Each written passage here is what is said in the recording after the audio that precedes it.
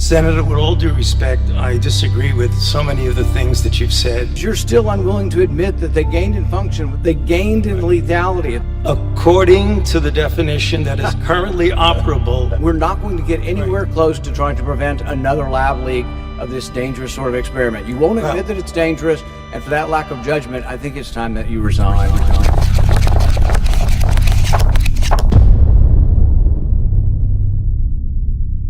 Project Veritas has obtained never-before-seen military documents regarding the origins of COVID-19, gain-of-function research, vaccines, potential treatments which have been suppressed, and the government's effort to conceal all of this.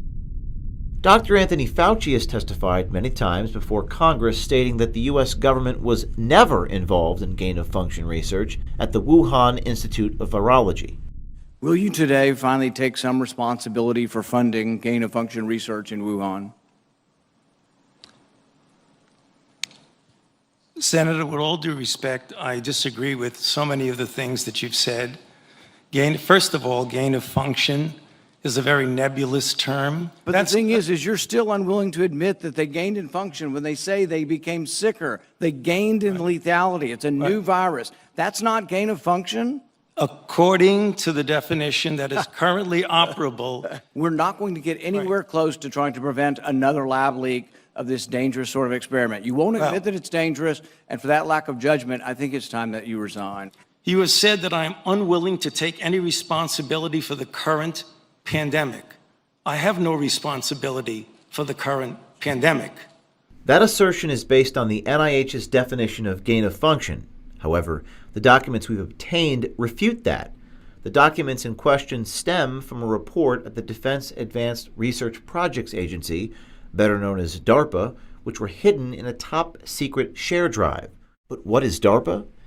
They are an agency under the U.S. Department of Defense, which facilitates research and technology with potential military applications. Dr. Stephen Walker was the director of DARPA at the time of the EcoHealth Alliance proposal. A source sent us this video of Dr. Walker talking about research they were exploring related to mRNA technology and its potential application with military personnel in the field. DARPA, about 5 or 6 years ago, we stood up an office called the Biotechnology Office, and the real purpose of that was to understand how biology worked and then design, build, and test cycles where you could engineer microorganisms to do things that you want to do. Though the main report regarding the EcoHealth Alliance proposal leaked on the internet a couple of months ago, it has remained unverified until now.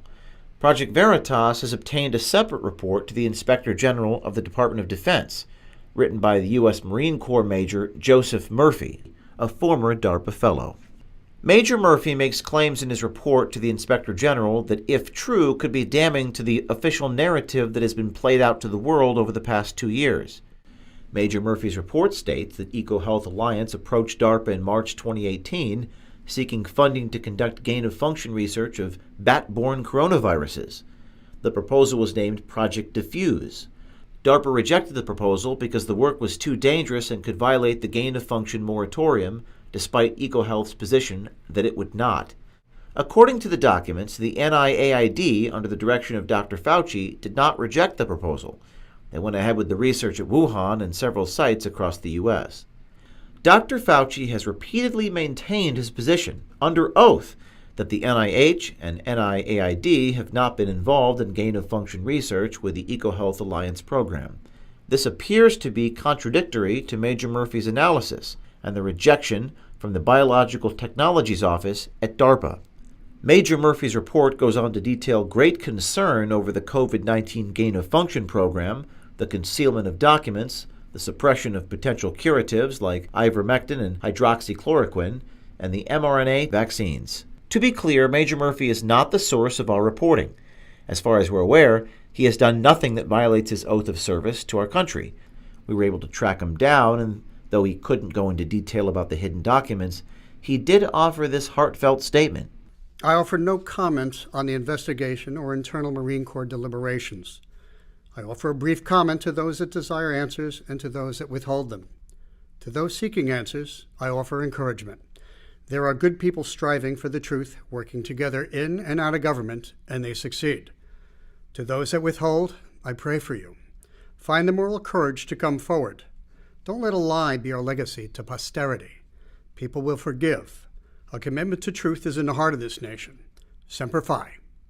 Project Veritas reached out to DARPA for comment regarding the hidden documents and spoke with the Chief of Communications, Jared Adams. Doesn't sound normal to me. No, like I said, if something resides in a classified setting, then it should be appropriately marked. I'm not at all familiar with unmarked documents that reside in a classified space. No, that, like I said, that doesn't sound like. I mean, it's not good practice to put unmarked materials in, in a classified space. But there may be cause to, because something is determined to be classified, but it wasn't, originally marked appropriately. I'd be happy, Robert, honestly, to investigate and, talk to the people who would own this document within the agency, ideally the director of our Biological Technologies Office or the deputy director of that office, and try to ascertain, why it was the case. So here's the question.